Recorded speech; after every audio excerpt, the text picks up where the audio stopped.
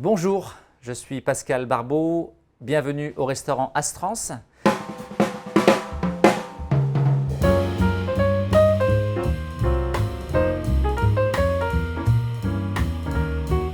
Pour la pâte sucrée, nous avons donc le beurre pommade et on va crémer le beurre avec donc la fleur de sel, le sucre semoule et le sucre inverti, ou autrement on aurait pu utiliser un miel ou un sirop de glucose.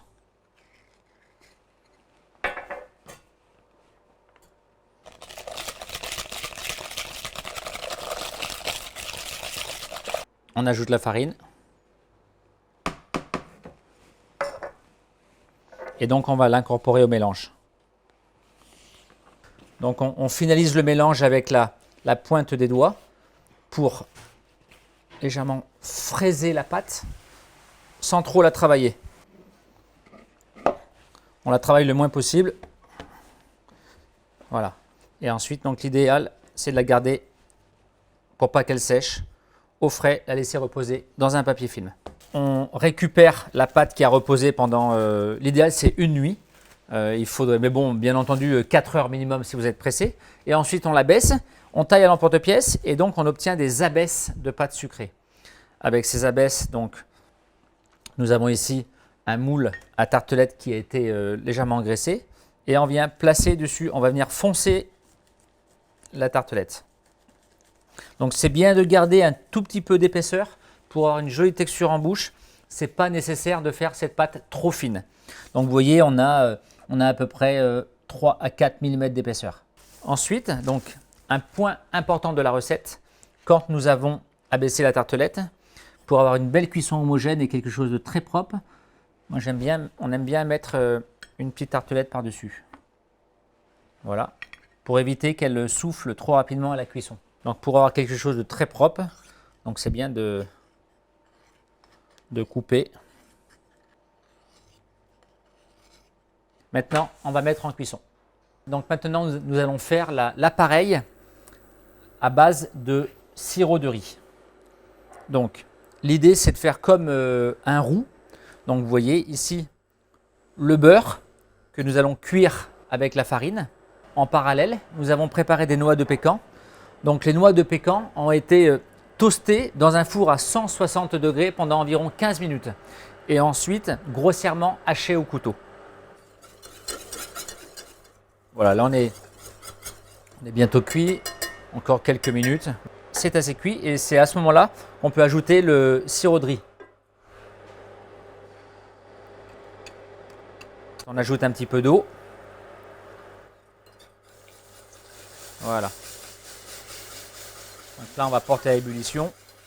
Il faut rester vigilant sur la cuisson. Il faut mener la cuisson pendant environ 5 minutes.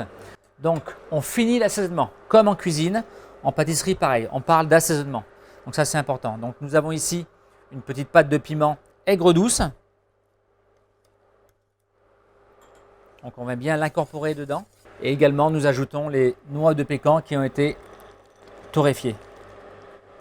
Donc l'idée, c'est simplement de bien enrober, bien envelopper nos noix de pécan. Superbe. Voilà. Donc là, on éteint. Et on va couler encore chaud dans la tartelette cuite.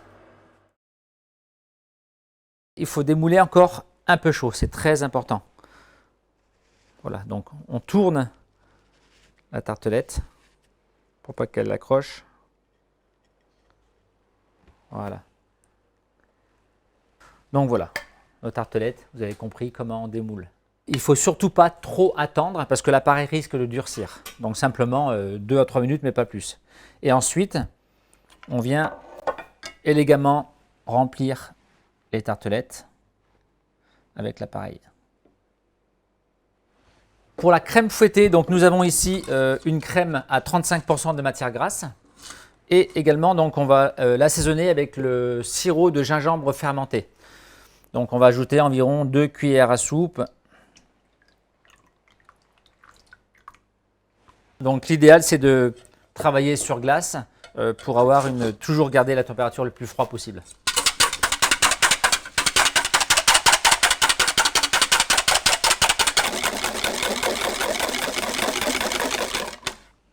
Voilà, nous avons la texture parfaite d'une chantilly. Pas plus parce qu'ensuite on ferait du beurre.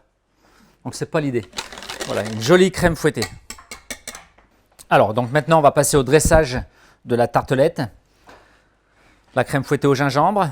Donc la tarte, c'est important de la laisser reposer à température ambiante pendant plusieurs heures. Donc c'est très bien, soit une matinée au minimum ou une nuit. Donc ça c'est important pour que l'appareil durcisse. Voilà. Ensuite, nous avons ici un citron caviar. Donc les petits grains qui sont à l'intérieur et qui vont nous permettre d'assaisonner. Donc on va venir assaisonner cette petite crème avec des notes un peu acidulées. Voilà. Voilà. Et on finit l'assaisonnement. Toujours un rappel. Donc souvenez-vous, on a mis les noix de pécan à l'intérieur. Et on va venir râper des noix de pécan dessus. Voilà. Donc voilà la recette finie. Donc pecan pie, crème fouettée au sirop de gingembre. Régalez-vous.